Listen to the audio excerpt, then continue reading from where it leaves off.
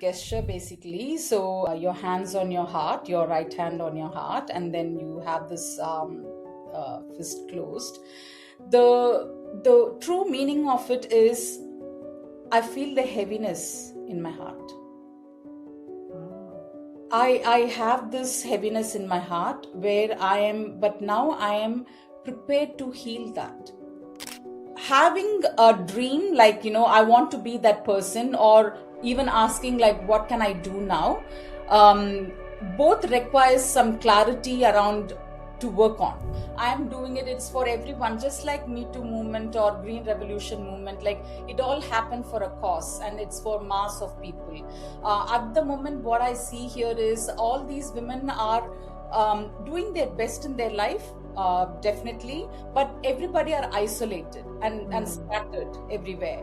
And so for you to commemorate in a place, this moment will be the space where you can share your experiences, so those who are like recently going through separation, they can understand, okay, there's a better way for me to handle the situation. It's all about based on awareness, self-awareness. But if the decision is already made, like I'm okay to like part from this committed relationship, then how can I handle myself going forward? So when collectively, it is like when people are sharing their experiences, it's not judged, and you can be vulnerable if you would, like, if that is something that it prone to happen, and there's no judgment and no unsolicited advice as well will be given unless it's asked. At the point where before separation or divorce, I'm always right. My viewpoint is. Hello, beautiful souls. Welcome to Wellbeing in Me podcast. In today's episode, I'm joined by my wonderful co-host, Indu Kannaiyan, who is the founder of Manasvi Healing and Second Bloom Movement. We are talking specifically about Second Bloom Movement today. What's the inspiration behind it? Who is it for? How can they benefit from it? And the movement itself comes with a lot of hope, resilience, and providing connection to women who are separated or divorced. And if they really want to take their healing to the next level, to release all their past emotional baggage and to rebuild their lives, there is a pathway into Manasvi healing as well. And I'm so excited to share this episode with you, especially if you are going to benefit from it, and if you are alone after a divorce or separated, this is the episode that you need to listen. Yeah, here we go. Indu, welcome back. Thanks, Meena. Thanks. It's good to have this conversation all the time, like whether we are talking about flower therapy on from your perspective, or about Manasvi healing or the Second Bloom movement. It's nice to be back to talk about it. Yeah. Yeah, yeah, yeah. What is the second bloom movement at all? Can you explain? Sure. So this Second Bloom movement, it's all about for the women who have been recently, or they have been separated or divorced in the past. Like, it doesn't matter when was it recent or was it like long before, especially in the midlife, and who have got children. This movement is for them. So they are the people who can join this movement. The reason for this Second Bloom movement is, whenever there is a separation or a divorce that happens, it first affects on the identity of that person. Now, this is common for both male and female, but I represent female because me coming from that aspect, and I know like what's the pain and what it caused, so I represent for them. So once, so they, it's a lot of an identity issues, like who am I now, what am I doing, how am I going to live, it's all the questions pops in, but there is no defined response or an outcome how they can lead their life moving forward. And it becomes very difficult when they have this emotional, I call it as emotional bundle, where they have this grief, sadness, hurt, anger, fear of future, resentment, everything is there. and they don't know how to let go and see the future beyond that. So sometimes we get stuck in that past, and the triggers are like, one can say, like, I go to many healing modalities, like, you can do meditation and all other stuff, but those has to be deep enough where you don't see the triggers in your life anymore, like the past triggers.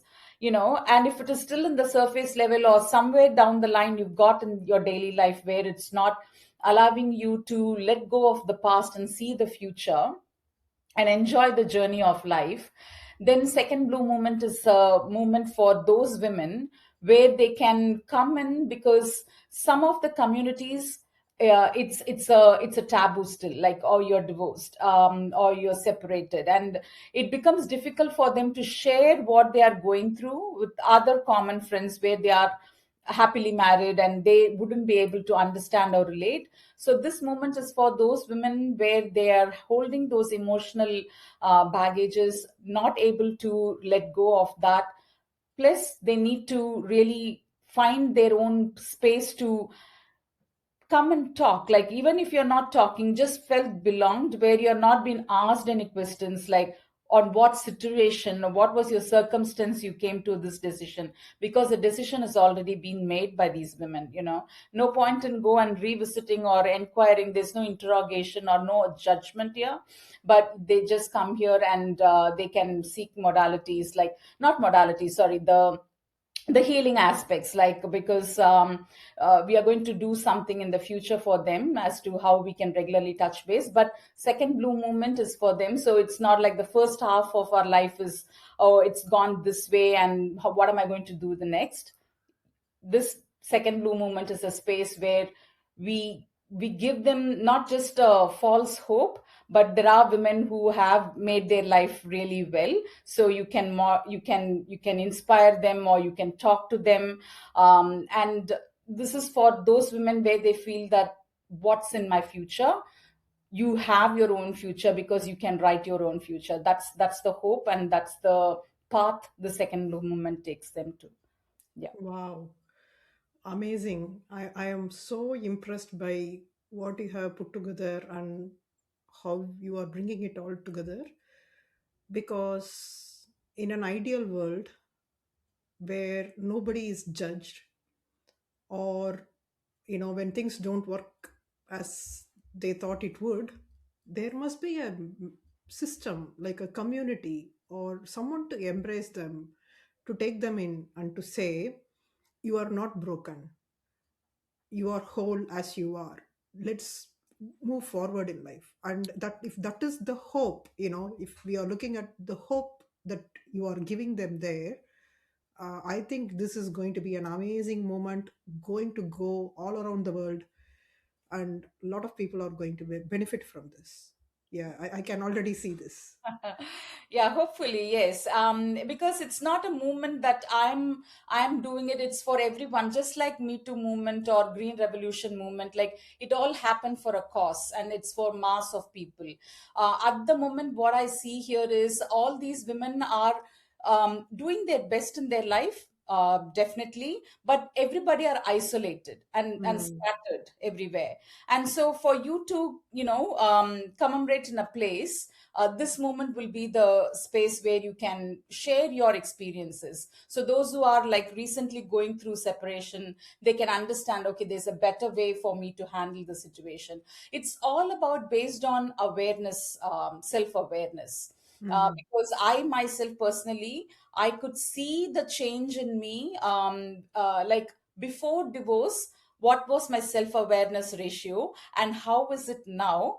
Definitely I have picked up a lot after the divorce. So probably when people are going through that, when they understand, okay, this is what is happening with me and the situation, can I handle it in a different way? But mm, if the decision is already made, like, I'm okay to, like, part from this committed relationship, then how can I handle myself going forward? So when, collectively, it is like when people are sharing their experiences, it's not judged, and you can be vulnerable if you would, like, if that is something that it prone to happen. And there's no judgment and no unsolicited advice as well will be given unless it's asked, like, Mm, "Can someone really help me?" But you can be in that space and help each other out. Yeah. mm, mm. So, with your own personal journey, where you have experienced this, because you are not talking from hearing about it from outside, but you have the lived experience. So, how would someone feel when they come out of a relationship and trying to rebuild themselves and move forward in life? What are the feelings like? What kind of feelings come up? I'm just asking for understanding. That's a good question, and it wouldn't be a straightforward answer, Mm, because that is how it would be. Like, when someone has decided to come out of the relationship, and that decision itself is really hard to make, yeah. regardless of what the situation, how brutal the situation was, or we wouldn't know. Like, everyone's individual situation is different. So even if it's a conducive one, like these days they say, mutual uncoupling, they've got a term like that. Even if that is the case, that there is a grief that they would go through, because this is not something anyone would expect to happen in their life. Mm, Especially if they have a family where they've got children involved, that is not an outcome that we would expect anytime at all. mm, So definitely there is a grief, sadness, hurt, guilt, mother guilt especially. Did I make a right decision or not? You mm, know. mm, It is, everything is combined. And for me, Mina, it didn't come like for one event it's a guilt, and then for another event it's a sadness. It's everything combined. So it's mm, such a emotional chaos, like one I was going through. And mm, like, in the morning it's a different emotional setup, and as it as the day goes down, you've got a different. And I remember there were many many nights, and for many many months I had to literally curl up myself and sleep. mm, So, and you feel like, the moment you shut down your eyes, you feel like, okay, I'm going to forget about everything. But the moment you open up, it's all there, and you've got to combat it on a daily basis. Like, whether it's mm, I'm talking about, it's not just on the financial aspects, Meena. You might have equal financial rights, and probably you had a good decent share of money in in the settlement, or whatsoever that legal thing is. It is just that, how am I going to face the world? Because you, as a person, feel that, what could I have done to save this? There's one part, you have already made the decision. The other part is also asking, could I have done something more to actually save this? Could I have done something more to keep this intact? And there are different questions that comes up on a daily basis, like, how do I show up in my workplace? What are they going to think about? And most of the time we don't share our personal thing outside, but if it's a DV based separation, it's a legal thing that we tell the office people, like, this is what I'm going through. And I think in many companies they have got, I think, nearly about a week or 10 days where they can take time off to do whatever they have to do. It is a lot for a person to actually think through and work on themselves. So it's not a one thing or a straightforward answer. For me, that's how it was. So I mm, had to literally then yeah then build, cell by cell, for me to understand, okay, this is how it's going to be. Because sometimes I think I was in denial as well. One day it's everything is going to be hunky dory, because we see all these movies with a magical ending and fantasies, like, somewhere down the line my childish Hindu like was like, okay, one day is everything is going to be fine. But to come to the reality, to accept the fact, okay, this is how it's going to be, how am I going to gather myself, and for you to ask that, conscious question, it takes a while. Mm. Yeah. Mm. So you said your self awareness was very low before you had made that decision and moved on, and how it improved. What did you do to build your awareness? Although I have gone through all these things, I'm one of the blessed soul as well.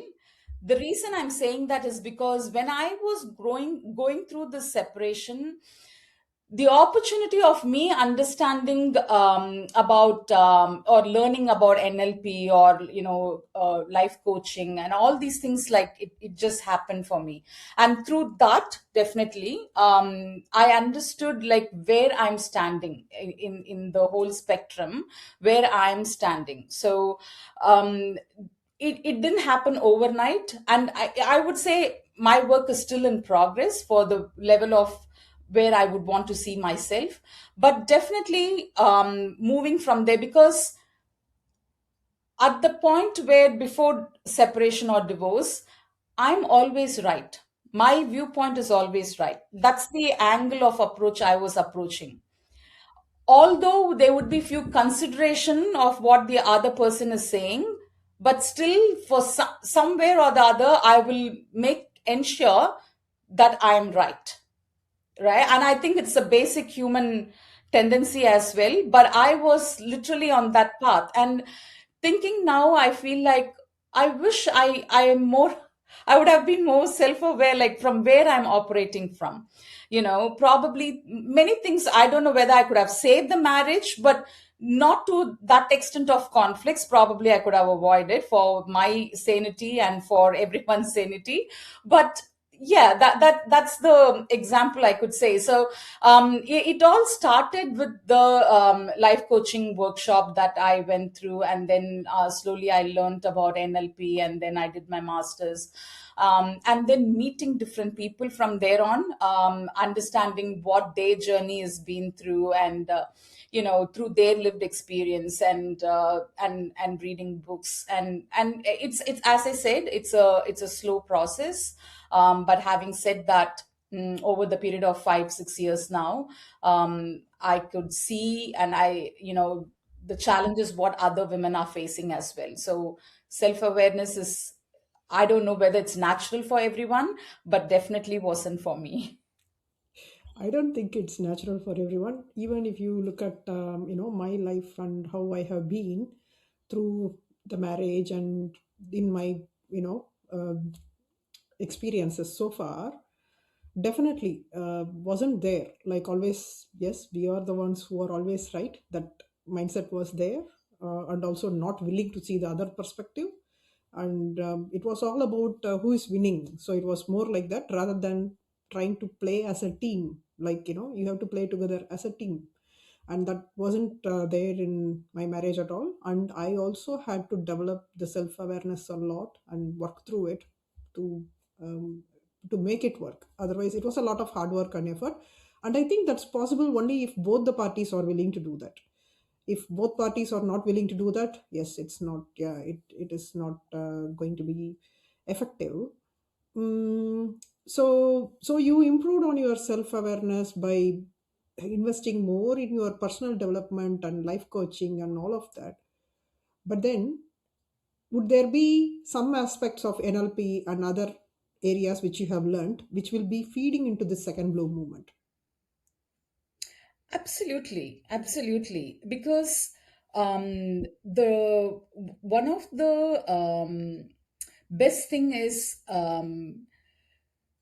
with the NLP, it's not something, it's, I don't see it as a theory part. It's part and parcel of our life, but it is very defined clearly to people. So then you're understanding, and then you're just incorporating, and then you work on, and then you see where the gap is, and then you work on. So yes, it would be there. This is a movement. It's like a Me Too movement, Meena, Mm, where people who are affected, they gather there. mm, what they do is just a gathering. But again, if they want to have a counseling, like in the Me Too movement itself, like where they are really affected with that, then probably they have their own wing of counseling or legal advising and things like that. When Second Blue movement, you gather here, and if you are wanting to work on your emotional aspects and develop yourself, then we have this Manasvi healing as a vehicle for you to provide those things. So it, yeah, so definitely, and Manasvi healing does incorporate all of those and Mm, much more. And so they work on both mind and body level, mm, and that's where they can feel aligned, and then thereby they are like able to see, okay, what, how can I see myself? Because if having a dream like, I want to be that person, or even asking like, what can I do now, both requires some clarity around to work on, right? mm, So mm, who am I now definitely needs some work to be done for you to understand who you are at your soul level, or as a person. And then to say, okay, I want to be that person, then you definitely need to have some tools and strategies to work through that. But having said that, both requires emotional healing, because otherwise it's just a question, it's just a wish or a dream. You will mm, not be able to move past that, because you're holding on these triggers will not allow you to navigate through the space that you would want to create for yourself. mm, And it's through my experience as well. The Before I got into this life coaching and all that, that interim period, that was a suffering where I'm saying like I had to literally curl up and sleep, and going through all these emotions. I have spent like nearly about 10 months period of time in that. mm. So that's why I say I'm a blessed one, because I got that immediately to for me to learn this, Yeah. and also to be able to teach to others as well. So this is the only way that I see person can move forward, because I had lot of emotional baggage, not just within the marriage but even as a child, what I was carrying, which affected the marriage life, and it didn't allow me to go past as well. So I had to heal all of those aspects. Mm. All those layers from the past. Yes, yes, yes. So, how would one know, like, for a divorced woman, let's talk about specifically for a, women who are to whom the second blue movement is related to, when would they know they have healed? When there is a trigger, I wouldn't say there shouldn't be any triggers at all. If there any triggers, which is not in a frequent level, but if they are triggered for any reason with the past, and they are aware that, okay, I'm triggered now, and then they are instantly able to release their emotion then and there, that is the Mm, healing aspect. Like, you're not quoting anything in the past on a negative intention, but you are able to just say it as an incident or an event, and then move on from there. That is the best indication, because to arrive at that point, Mina, I tell you, it's a lot of work involved. It is a lot of work involved. yeah, I can imagine. Yeah, not easy because I think the universe sends us a lot of triggers to come through the process and to get out of it with, with where we are able to respond and not being very reactive there, isn't it? Yeah. So yeah, definitely agreed. I think what you said there is suitable for anyone, not only for women who are separated or divorced, but for anyone. Yeah, I think that is the clear indication of how to know when you are healed or you are healing, like, yeah, you are the journey. Yeah. Yeah. Yeah. And if I have to add one more to that, the moment you start enjoying your daily life, that is another indication that you are healing actually. Mm, Because when you think about your future self, like, I want to be so and so person, it is all very enterprising, right? It is like mm, very appealing, like, one day I'll be this person. That is very enterprising. But once you start enjoying your daily life journey and you're able to accept what comes in the way, like you're handling it with grace, that is the clear indication that you're actually healing and you're doing the best work for yourself. Because daily life, we are like, okay, we talk it in a complaint mode, like, I'm going for work, cooking, cleaning, and blah blah. But when you say that, yeah, this although yes, it can be very monotonous, it's very routine, it's very mundane, but then you are like, yeah, I like my life, it's very simple and peaceful. Like, I can see what's happening in my life. I feel very grounded. Like, it's all good. Like, I see everything as a blessing. Whether you have plants at home or you have your pet at home, with your kids doing their, studies and whatnot, and you having that regular life is itself as a blessing. And we discount it many, many times. We are like, yeah, I'm living my life and I want to be that person. But when you start understanding that level, I feel sincerely you're a healing or healed person. Beautifully said, Indu. I don't think there are better words than this. I think at that state of mind, then you feel grateful for life, isn't it? So much Yes. gratitude. Yeah, yeah. So, but why only women? Very good question, Meena. Very good question. I wouldn't say women are emotional people by birth or anything like that, because emotions are equal for both men and women. But the thing is, we women struggle to channelize that and release it. I don't know how men handle it. To be honest, I haven't explored in that aspect or asked or inquired how it is. I haven't like really done any case study. But what I see through my experience, also what I saw in my mom, also what I see in my sister, this is in the family, and not necessarily they all have issues in the marriage. Like, I'm just generally talking about the emotional construct, how we are handling it and Dealing how with. we are holding that. Okay. And the my clients, my friend circle, we are not able to channelize that. Mhm. And so when an event like this happens, like, not necessarily it has to be a divorce. Like, say for instance, if there is while you're driving the car and someone, like, just made a difficult turn or something, you're, first of all, you're agitated, and then that stays in your body for quite some time. Men don't carry it forward. They are like, at the moment they might probably say an F word and then they move on. But for us, it becomes very difficult to release that. Mm.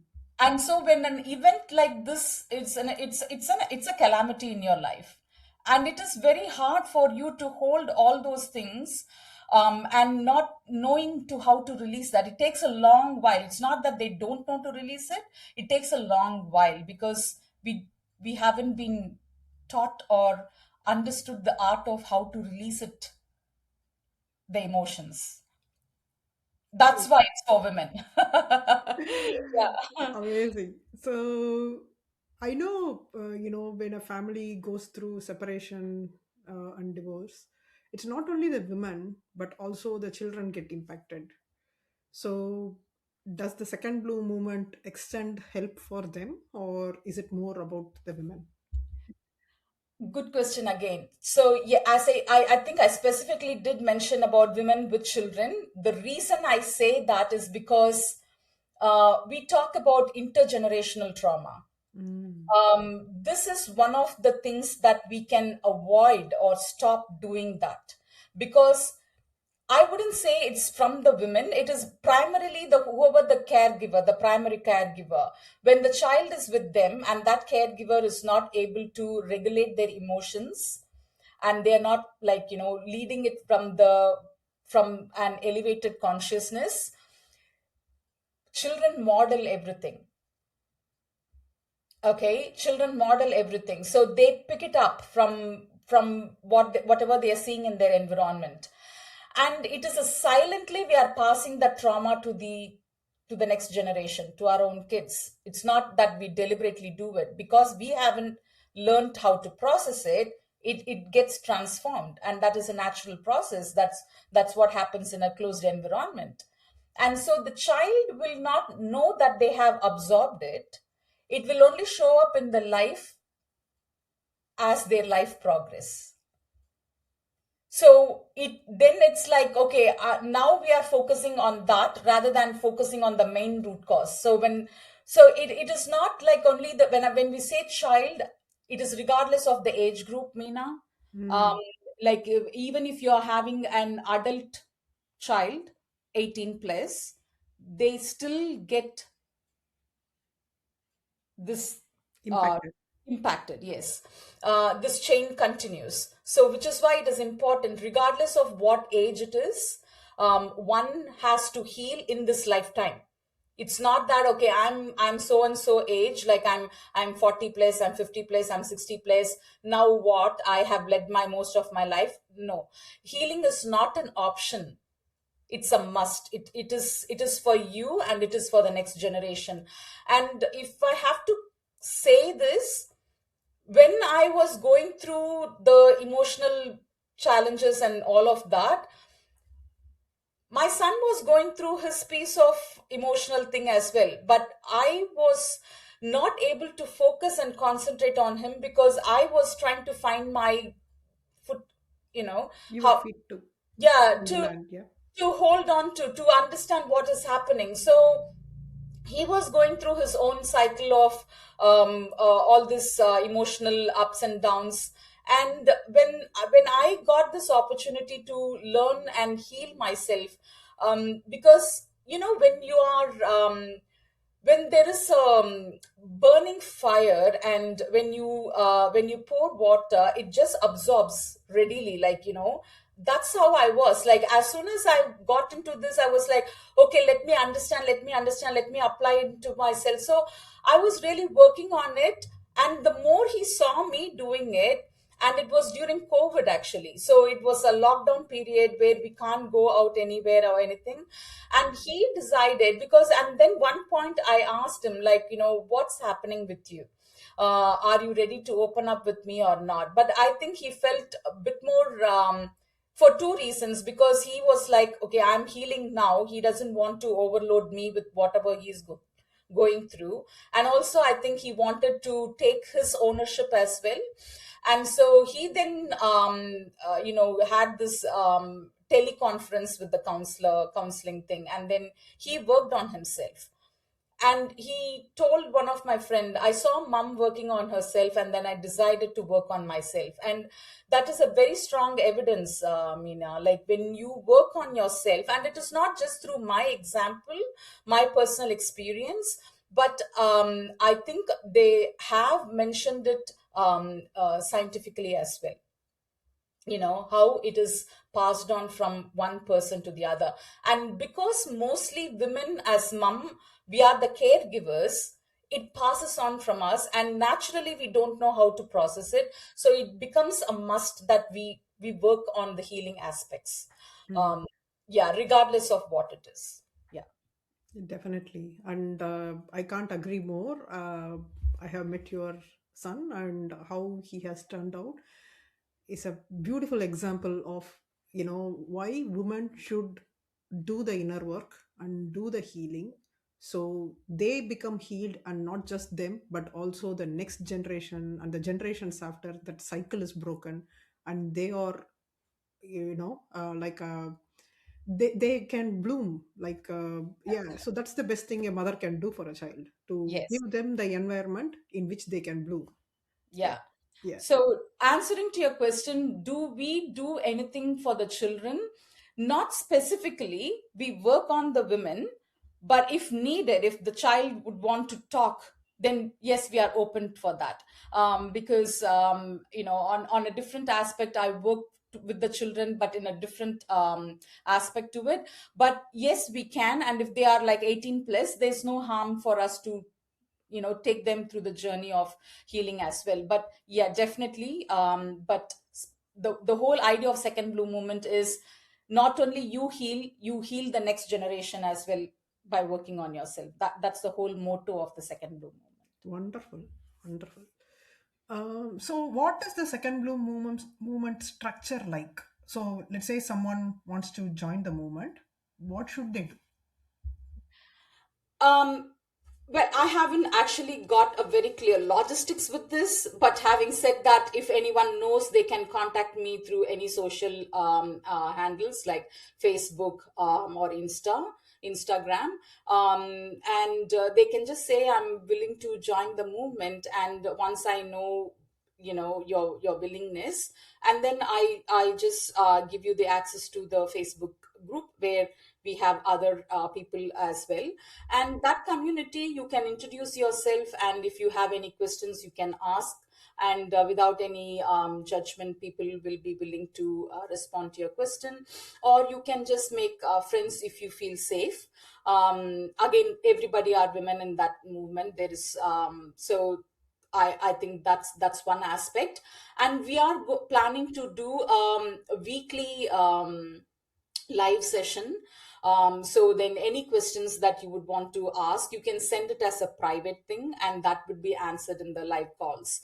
So if you're not willing to put yourself out there, you can just send a private message to me, and then we can then go through that question in the open call as well. Or if they want to continue, in a deeper level, they can join the Manasvi healing program, and then work through with me as a one-on-one, and get that healed as well.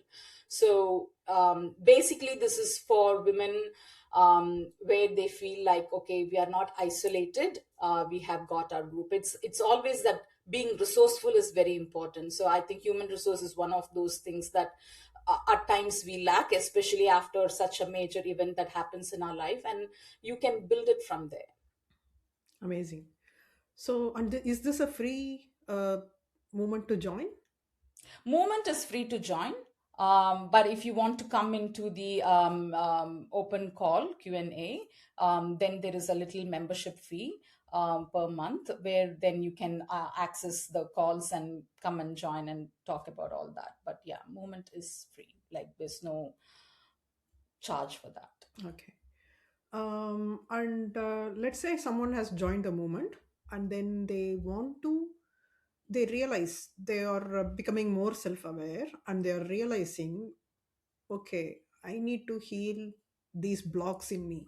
Like, let's say I have a financial block, I have a emotional block, and I'm having a lot of rage, anger, like that.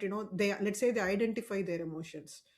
So, and if they are interested in getting the healing from Manasvi healing, then is there a transition from second bloom to Manasvi, or how would that happen? As I said, Manasvi healing is a program. Movement is Mm. a space where you are just there, like, anyone can join, as long as you're separated or divorced and you want to work on your healing aspects. But this is some when Manasvi healing is like a vehicle, Meena. It's like Sure. that takes you to a place from point A to point B. So that process will take you. So you want to overcome your rage, anger, fear, whatever.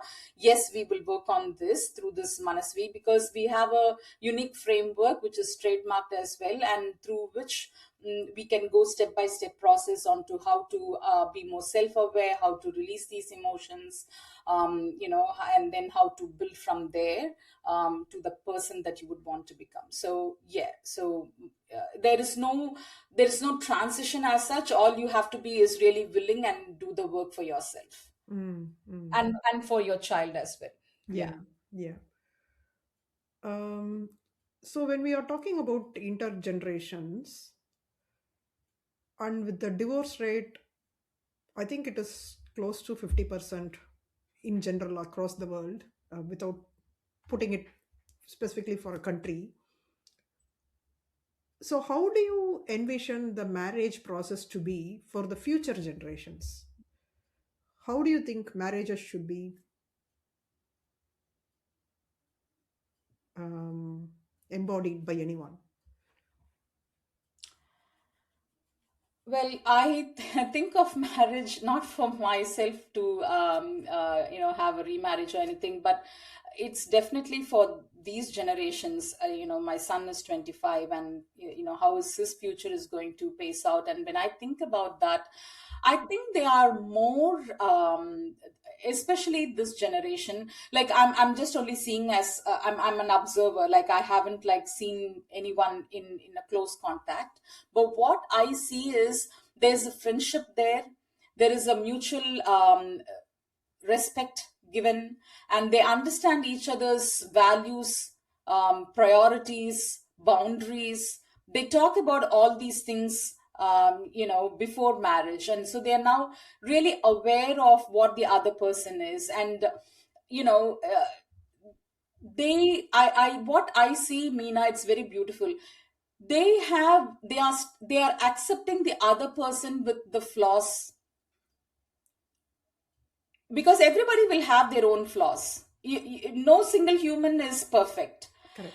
But when I compare my wavelength to at that period and what they I see now, there's a lot of clarity around how a relationship has to be for them. And because there is no dependency, they don't fear like I need to expect everything from this person. And of course, yes, there is an emotional expectations, like and the space that required, as I said, it's very mutual. And they understand like, okay, if I'm hurt, the other person is hurt as well. When I am expecting, the other person is expecting as well. How do I respect the other person's expectation, and how do I tell me my limitations on this? So they're working on that, and I think it's beautiful. And they are not from the space of, say for instance, if anything doesn't work out, I'm sure they are willing to go for counseling to make the work happen. In my case, it was not the thing, as a comparative, if I have to say that. Those days, when you say about go for a counseling, go for a psychological counseling, what's wrong with me? There's a defensive thing there already, and that is not here. Like I can see they're willing to go for couple counseling and work through the relationship, whether it's a relationship, or they are married, or doesn't matter. As a couple, they're ready to work to that. And even if still doesn't work, then I think they are in a much mature state to talk it out and make a decision, rather than having a very unforeseen in the house environment. Yeah, I don't know whether I answered the question correctly, but that's how I see.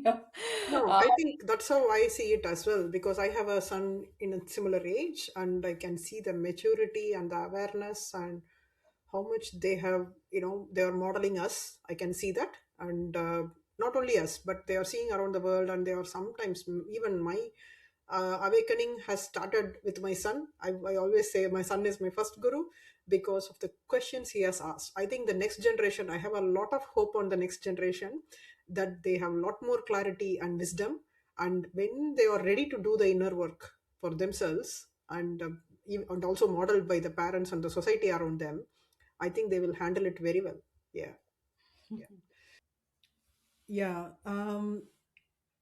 The vision that you have for Second Bloom movement and how it is going to support women who are divorced or separated and their children, i'm I really wish it is going to be worldwide, like Me Too or any other movement that has been there for betterment of humanity. And that's what I'm really hoping. And I know you also have a gesture for it. Can you show us what it is, and why did you choose that? What does it mean? Sure, Meena.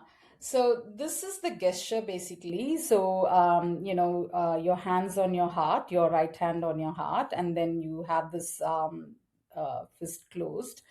The true meaning of it is, I feel the heaviness in my heart. Ah. I have this heaviness in my heart where I am, but now I am prepared to heal that.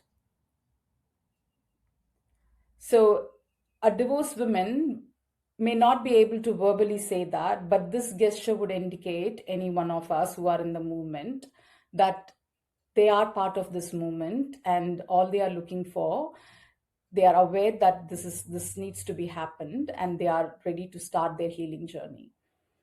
And the reason I wanted to do this is, like for peace we have this, and then for I think it's the same for victory as well, and then we have this little thing, I love you.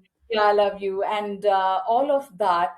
And I'm like, why don't we have anything for a woman to say, like, I am ready to start this journey of healing, but I'm starting from here. And so I wanted to have a special gesture for those women who come in the movement, and that's the hand gesture for these women. Yeah. Nice. So beautiful. So beautiful. I, yeah, how to release. Yeah, amazing. So, what would you like to say to the women who are listening to this, who are divorced or separated, who want to join your second bloom movement? What do you want to say to them? For those women out there who are embarking the journey after your divorce or separation, regardless of what the situation is, um, age is not a limit. Regardless of what age you have made the decision or wherever you are at, as I mentioned already, healing is for your personal, um, it's a must. It's what am I going to do after healing? You will not know. You might be surprised, but healing is not by choice. You got to make that every single, whatever the options it's available or next to you, avail that and work on your healing aspect. Because, and the reason I emphasize this quite a lot these days is because, mm, not many would be interested to know this angle of it. But what for me personally is, Meena, it is like, when you write something in a paper and you finish, and then when you come the day after, you will start from where you have left, Mm. right? Yeah. This is how your life is.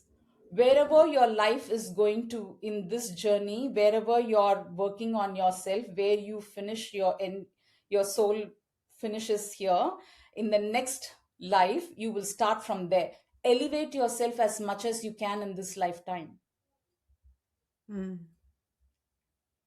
Elevate yourself as much as you can in this lifetime. So whether you're having a rebirth or we don't know what it is, but this one life, elevate as much as you can. And if healing is the first process, work on that healing process, because one may not be able to achieve heights if you have these emotions that's pulling you down. It is a weight that you don't have to carry for any time at all. So work on that. The moment you work on yourself, you can see how you're blooming, and which is why I have the second bloom movement. The name comes from it. Is beautiful. As I said, you will enjoy every bit of your life, whether it's regular work day or that is something you're going to travel.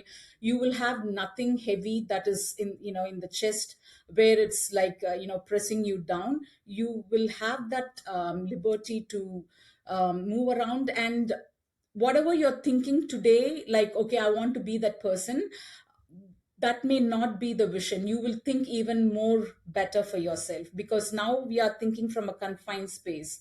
Once you're feeling you're liberated, you're healed, your vision for yourself is much much higher, and that is achievable. And I would say elevate yourself as much as you can. Wow. Even I want to join the second bloom movement in the. Ah, amazing. It is wonderful to talk to you and to learn more about second bloom movement and what you are passionate about and what you are going to help them achieve to live a elevated life. I think that's what anyone should wish for, because human birth is not easy. It doesn't come easy. And it's a miracle. I would honestly say it's a miracle to have a healthy human body, a mind, sane mind, and a beautiful soul. Then it is important to elevate yourself. Well said, Indu. Thank you so much, and it's a pleasure talking to you as always. Thank you. Thanks, Meena. Thanks for this conversation. Thank you. Thank you.